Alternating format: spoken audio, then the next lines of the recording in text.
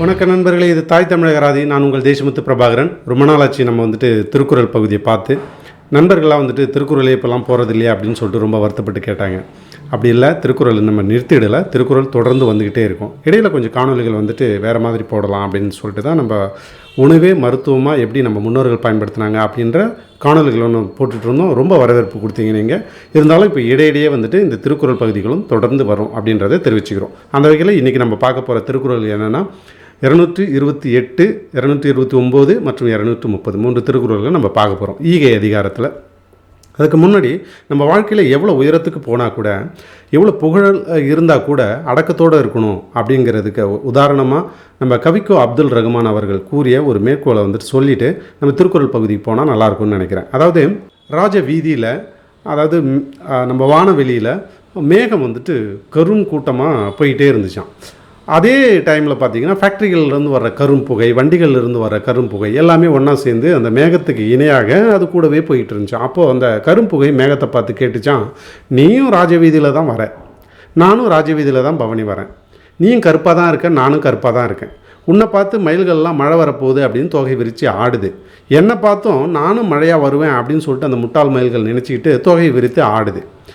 உனக்கும் எனக்கும் பெரிய வித்தியாசம் கிடையாது, 2 பேருமே ஒன்று தான் அப்படின்னு சொல்லிட்டு சொல்லிச்சான். அது கேட்ட உடனே மேகம் பதில் சொல்லலை, கடகடன்னு சிரிச்சிட்டு கொஞ்சம் நேரத்தில் அது குளிர்ந்த காற்று அது மேலே பட்ட உடனே அப்படியே மழையாக கீழே இறங்கிச்சான். அது இறங்கின உடனே அந்த மழைத்துளியில் குளிர்ந்து சிரித்த பூமி சொல்லிச்சான், முட்டாள் புகையை பெருமை மேலே ஏறுவதில் இல்லை, கீழே இறங்குவதில் இருக்கிறது அப்படின்னு சொல்லிச்சான். இதனுடைய அர்த்தம் எல்லாருக்கும் புரியும்னு நினைக்கிறேன். நம்ம எவ்வளோ புகழின் உச்சத்துக்கு போனால் கூட அடக்கத்தோடு இருக்கணும், அதுதான் நல்லது. சரிங்களா? உயர வந்துட்டோம் அப்படின்னு சொல்லிட்டு குதிக்கக்கூடாது. ஸோ இது ஒரு முன்னுதாரணமாக நம்ம எடுத்துக்கிட்டு திருக்குறள் பகுதிக்கு இன்றைக்கி போகலாம் வாங்க. அறத்துப்பால்.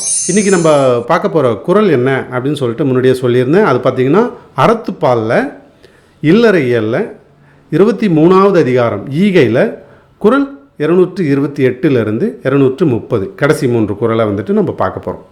அது ஈத்துவக்கும் இன்பம் அறியார்க்குள் தாம் உடைமை வைத்திழக்கும் வன்கணவர்.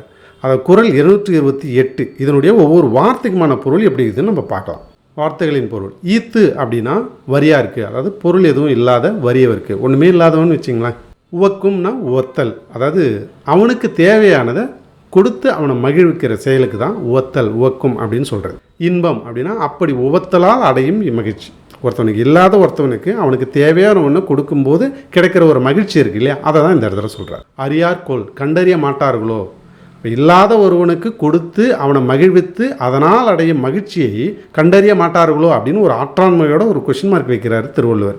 யாரு? தாமுடைமை, தாம் கஷ்டப்பட்டு சம்பாதித்த பொருளை வைத்திழக்கும், ஈயாது வைத்து பின் இழக்கும். அவனும் சாப்பிட மாட்டான், அடுத்தவனுக்கும் கொடுக்க மாட்டான், ஏதோ ஒரு வகையில் அந்த செல்வத்தை இழந்துருவான். அப்படிப்பட்டவங்க வன்கண் அப்படின்னு சொல்கிறார். அதாவது வன்கண் அவர், அருள் இல்லாதவர், பொறாமை குணம் கொண்டவங்க, கெட்ட மனசு கொண்டவங்க. அந்த மாதிரியானவங்க அடுத்தவங்களுக்கு அந்த செல்வத்தை கொடுத்து அதனால் வர மகிழ்ச்சியை அடைய மாட்டாங்களோ, அப்படி ஒரு மகிழ்ச்சியை அவங்க தேட மாட்டாங்களோ அப்படின்னு அவர் ஒரு கொஸ்டின் மார்க் கேட்குறார், ஒரு கேள்வியாகவே கேட்குறார்.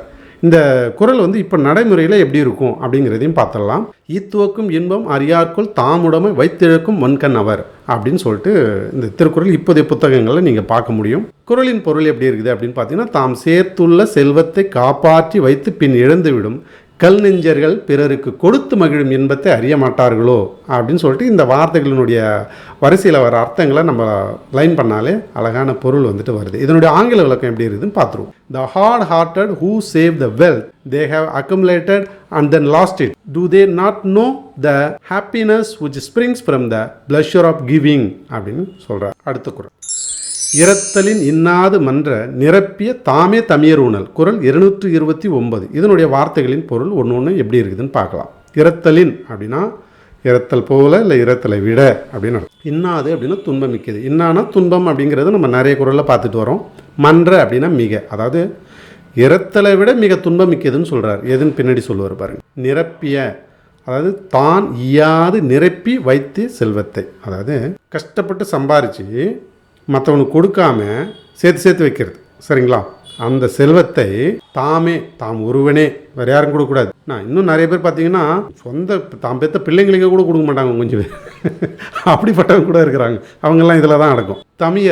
தமியன் தனித்து தானே அனுபவிக்கணும்னு நினைக்கிறாங்கல்ல, அதுதான் இந்த தமியன் சொல்கிறேன். உணல் உண்ணுதல் உண்ண நினைக்கிறவன். தான் கஷ்டப்பட்டு சம்பாரித்த செல்வத்தை தானே அனுபவிக்கணும்னு நினைக்கிறது ஒரு தப்பாயா அப்படின்னு சொல்லிட்டு நிறைய பேர் கேட்கலாம். அதே தப்புன்னு தான் சொல்கிறார் திருவள்ளுவர். சரிங்களா? தான் கஷ்டப்பட்டு சம்பாதிச்சதா இருந்தால் கூட நீ மட்டும் அனுபவிக்க கூடாது, அதை இல்லாதவனுக்குன்னு யாராவது இருந்தாங்கன்னா அவன் தேவையறிந்து அவனுக்கு உதவி செய்யணும், அவனுக்கு ஈயணும் அப்படின்னு சொல்லிட்டு திருவள்ளுவர் சொல்கிறார். பாருங்கள், என்ன மாதிரி அறத்தை நம்ம முன்னோர்கள் சொல்லிட்டு போயிருக்காங்க. சரிங்க, இப்படிப்பட்டதெல்லாம் இந்த காலத்தில் யாருக்குன்னா சொன்னால் ஏதோ மண்டை குழம்பிடிச்சு பொழுது இவனுக்கு அப்படின்னு சொல்லிட்டு நினைப்பாங்க. இந்த குறள் வந்து இப்போ நடைமுறையில் எப்படி இருக்குதுன்னு பார்ப்போம். இரத்தலின் இன்னாது மன்ற நிரம்பிய தாமே தமியர் உணர், அப்படியே தான் இருக்குது, எந்த மாற்றமும் இல்லை. இந்த குறளின் பொருள் இந்த வார்த்தைகளை வரிசைப்படுத்தும் போதே நமக்கு தெரிஞ்சிருக்கும். தான் முயன்று தேடி நிரப்பி வைத்துள்ளதை தாமே தனியாக உண்டு மகிழ்வது என்பது வறுமையால் பிறரிடம் சென்று இரத்தலை விட துன்பம் தருவதாகும். அதாவது பிச்சை கூட கேட்டலாம். சரிங்களா? அதை விட மோசமானது காசை வச்சுக்கிட்டு மற்றவனுக்கு கொடுக்காம இருக்கிறது. உண்மையிலே ஒருத்தவனுக்கு உதவி தேவைப்படும் போது அதை செய்யாமல் இருக்கிறது அவ்வளோ மோசமான செயல் வன்மையாக சாடுறாரு திருவள்ளுவர். இதனுடைய ஆங்கில விளக்கம் எப்படி இருக்குதுன்னு பார்க்கலாம். Solidarity and unshared eating to save the hardly accumulated wealth is certainly much more unpleasant than begging அப்படின்னு சொல்கிறேன். அடுத்த குறளுக்கு பார்க்கலாம். சாதலின் இன்னாததில்லை இனிததுவும் ஈதல் இனியா கடை. குறள் 230. இதனுடைய வார்த்தைகளின் பொருள் ஒவ்வொரு வார்த்தையும் எப்படி இருக்குதுன்னு பார்ப்போம். சாதலின், இதுவும் அப்படி தான். சாதலின்னா சாதலை விட, இன்னாதது துன்பமானது, இல்லை ஒன்றும் இல்லை. சாதல்ன்றது தான் ரொம்ப துன்பமான விஷயம், எல்லாருக்குமே அப்படி தான். அந்த சாதலை விட துன்பமானதுன்றது ஒன்றுமே இல்லை அப்படின்னு சொல்லிடுறார் முதல்ல. இனிது இனிமையானது எது? அதுவும். அந்த சாதல் கூட இனிமையானதாங்க. எப்போ? ஈதல், ஒன்றுமில்லாதவருக்கு கொடுத்தல், ஈயா கடை, முடியாத நிலையில். இப்போ ஒன்றுமே இல்லாதவன் வந்து ஒருத்தவன் நம்மக்கிட்ட கேட்குறான், அவனுக்கு ஒன்றும் கொடுக்கறதுக்கு நமக்கு இல்லை, ஒன்றும் இல்லைன்னா அதை விட நம்ம செத்து போகிறது நல்லதுன்னு சொல்கிறார். கொடுக்கணும் அப்படிங்கிறத இதை விட ஒரு அழுத்தமாக வேறு எப்படியுமே சொல்ல முடியாது. எப்படி வாழ்ந்திருக்காங்க பாருங்க மனுஷன். இதெல்லாம் சொல்கிறதுக்கு அவனுக்கு எப்பேற்பட்ட பகுத்தறிவு அவனுக்கு இருந்திருக்கணும். இந்த குறள் இப்போ நடைமுறையில் எப்படி இருக்குது அப்படின்னு பார்த்தோம்னா, சாதலின் இன்னாதது இல்லை இனிததுவும் ஈதல் ஈயா கடை, அப்படியே தான் இருக்குது, எந்த மாற்றமும் கிடையாது. இந்த குறளின் பொருள் வரிசைப்படுத்தும் போது நமக்கு தெரிஞ்சிருக்கும். இப்போ நம்ம படித்து தெரிஞ்சுக்கலாம். சாதலை காட்டிலும் துன்பமானது யாதுமே இல்லை, பிறருக்கு கொடுத்து உதவ முடியாத நிலையில் அப்படி சாதலும் இனிதே ஆகும். இதனுடைய ஆங்கில விளக்கம் எப்படி இருக்குதுன்னு பார்ப்போம். Nothing is more painful than death, it even that is pleasant where charity cannot be exercised அப்படின்னு சொல்கிறார். நண்பர்களே, தேங்க்யூ ஃபார் வாட்சிங். Pages will continue on next videos. அதாவது அடுத்தடுத்த வீடியோக்களில் இந்த குறள்கள் வந்து தொடர்ந்து வந்துக்கிட்டே இருக்கும். தொடர்ந்து பாருங்கள். நம்ம காணொலிகள் வந்து உங்களுக்கு பிடிச்சிருந்தது அப்படின்னு வைங்களேன், நீங்கள் சூப்பர் தேங்க்ஸ் பண்ணணும் அப்படின்னா அதுக்கு ஆப்ஷன் இருக்குது கீழே. நீங்கள் வந்து கிளிக் பண்ணி சூப்பர் தேங்க்ஸ் பண்ணலாம். அதுக்கு நீங்கள் சைன்இன் பண்ணியிருக்கோம் யூடியூப்பை, அப்போ தான் தேங்க்ஸ் பண்ண முடியும். அது மட்டும் இல்லாமல் நம்ம வீடியோக்குள்ளே நம்ம சேனலில் நீங்கள் ஜாயின் பண்ணிட்டீங்கன்னா என்ன அப்படின்னு கேட்டிங்கன்னா, நீங்கள் வந்து உங்களுக்குன்னே பிரத்யோகமாக சில ஸ்பெஷல் வீடியோஸ்லாம் நம்ம மேக் பண்ணி போடுவோம். அப்படி ஜாயின் பட்டனில் கிளிக் பண்ணி அதை ஜாயின் பண்ணி இருக்கிறவங்களுக்கு மட்டும்தான் அது வந்து விசிபிளாக இருக்கும். அதனால் நீங்கள் அதெல்லாம் ஜாயின் பண்ணிக்கலாம், உங்களுக்கு விருப்பம் இருக்கிறவங்க. தொடர்ந்து அடுத்தடுத்த காணொலிகள் உங்களுக்காக வரவிருக்குது. அதுவரை இணைந்திருப்போம் நண்பர்களே. நன்றி, வணக்கம்.